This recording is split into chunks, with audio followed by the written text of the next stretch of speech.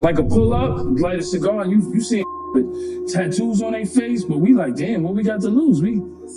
If we don't pop now, we going back to the hood. This is when I knew Eminem was real. He's like, don't give a man. This is when I knew. I'm like, damn, Eminem is a real.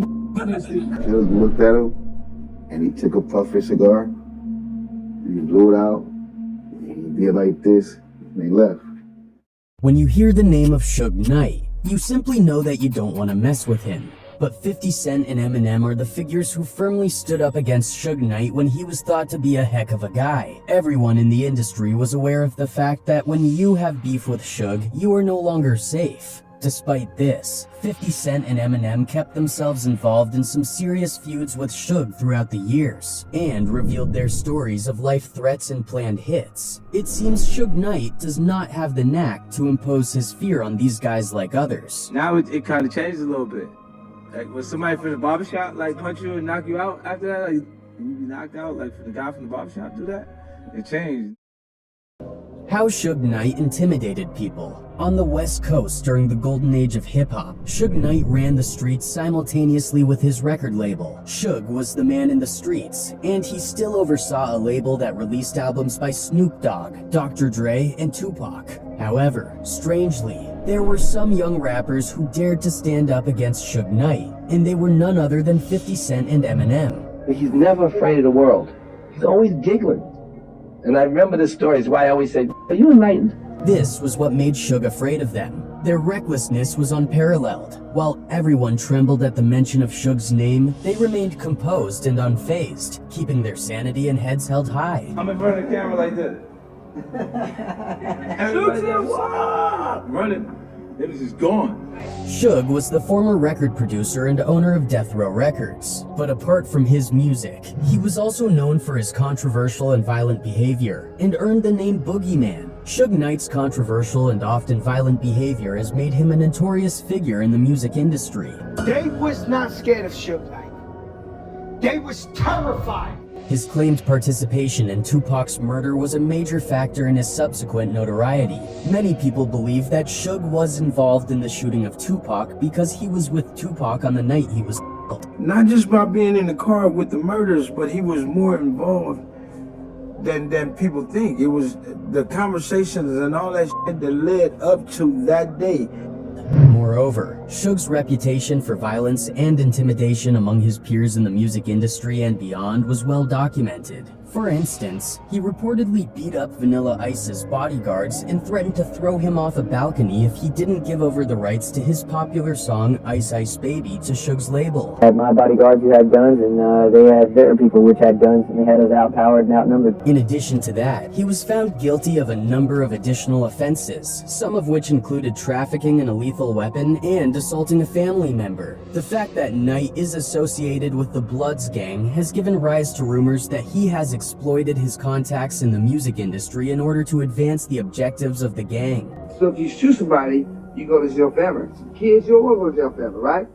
The feud between Suge Knight and Eminem. When you consider all of these things, it becomes clear why Suge earned a reputation as a tough, dangerous, and controversial person in the music industry. He was surely a difficult guy. This is what Cat Williams said about Suge. Now, New York is worse than Chicago, and California with the drill, because they are throwing like their dead friends in there. When we had battle raps with Ja Rule, and them, they was still alive. But there's no remorse with the drill music. They are shooting little kids. When Eminem was just starting out in the music industry in the late 1990s and early 2000s, he faced a lot of competition and had to overcome a lot of challenges. Suge Knight was one of those individuals who was notorious for threatening anyone who he thought had even a remote chance of being successful in the rap world, and Eminem was not an exception. When you really doing those things you rapping about, you talking about, I can respect that. Right. If somebody else writing your rhymes, somebody else, he telling somebody else's story,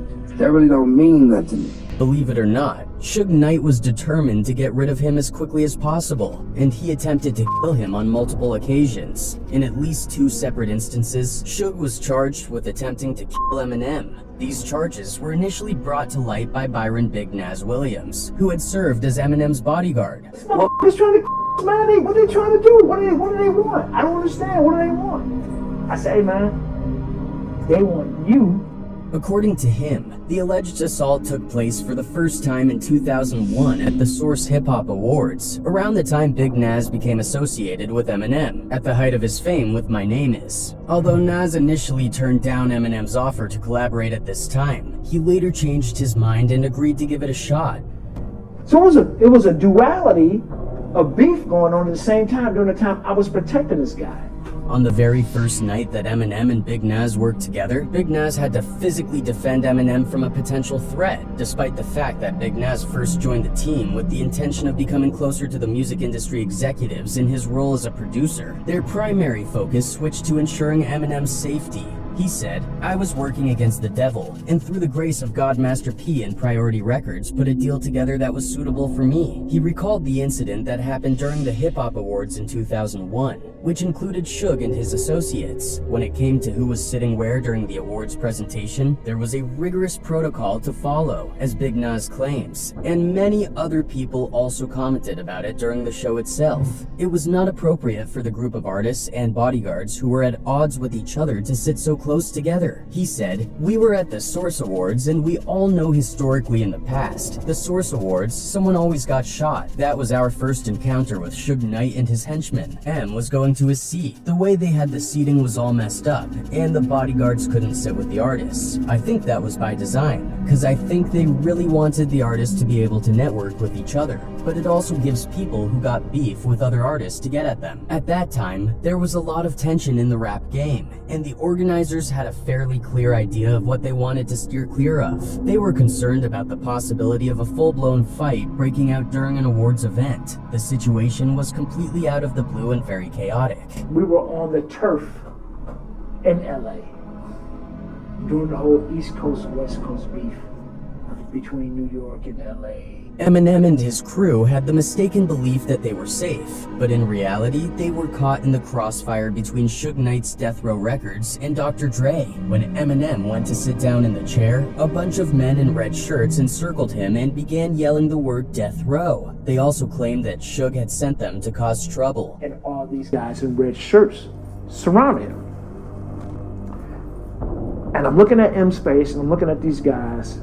I'm like, shit, something ain't right. This unexpected turn of events caught everyone off guard and made them realize the danger they were in. To protect Eminem and ensure his well-being, Nas stepped up and promptly alerted Dr. Dre and his bodyguards about the situation. I'm calling Dre's bodyguards. I called Dre and look, man, we got a serious issue, man. Death Row is here. And they trying to fight, they trying to do whatever they gonna do. Following the incident that occurred at the Source Hip Hop Awards, Big Nas was on high alert, and he took steps to guarantee that Eminem was protected at all cost. On serious alert at that point. At that point, it was high alert. He also asked for a car to be on standby in case there was an unexpected emergency. But due to the strict security measures in place, the limos were only allowed to park in front of the red carpet for a short time. The limo's pulling off as we're coming out. Death Row's behind us. So I'm like, shit. As a result, Big Nas, Dr. Dre, and Dre's bodyguards were required to maintain a high state of readiness backstage in order to keep an eye out for any potential dangers to Eminem, while Dr. Dre and his bodyguards stayed in beast mode to dissuade anyone from approaching. Big Nas took up the position in front of Eminem and his associates, ready to jump into action at a moment's notice to defend Eminem. So you couldn't even see him behind me. So the whole time, I'm on knockout mode or breakneck mode. You know, I'm more dangerous with my hands than I am with a gun. Despite the fact that the scenario was stressful and potentially hazardous, Eminem did not back down from his position. He showed true bravery by standing his ground, fearlessly facing Suge Knight's thugs even when they threatened him. We were all worried, man, that something can happen to us on our watch, man. You gotta understand something. I was under a lot of pressure, man. According to Big Nas, this was the first of two purported attempts on Eminem's life by Suge Knight. Big Nas also alleges that Suge Knight tried to harm Eminem during an event that took place in Hawaii. Big Nas claims that they received word that Suge was going to hurt Eminem during the event, so they had to be careful and make sure that Eminem was protected at all costs.